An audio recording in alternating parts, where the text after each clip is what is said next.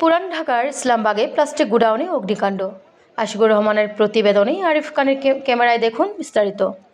রাজধানীর পুরান ঢাকার ইসলামবাগ চেয়ারম্যান গলিতে একটি প্লাস্টিকের গোডাউনে অগ্নিকাণ্ডের ঘটনা ঘটেছে। আগুনের সূত্রপাত হলে স্থানীয় লোকজন প্রথমে তা নিয়ন্ত্রণে আনার চেষ্টা করেন, তবে মুহূর্তের মধ্যেই আগুন ছড়িয়ে পড়ে। খবর পেয়ে ফায়ার সার্ভিস সদর দপ্তরের কর্মীরা দ্রুত ঘটনাস্থলে পৌঁছে আগুন নেভানোর কাজে অংশ নেন।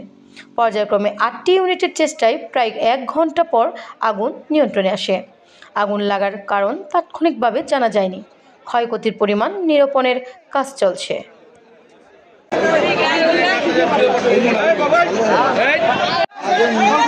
নিধনের কাজে বেশ হচ্ছে।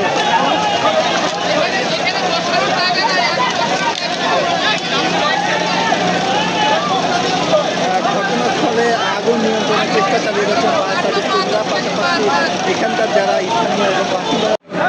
তবে স্থানীয়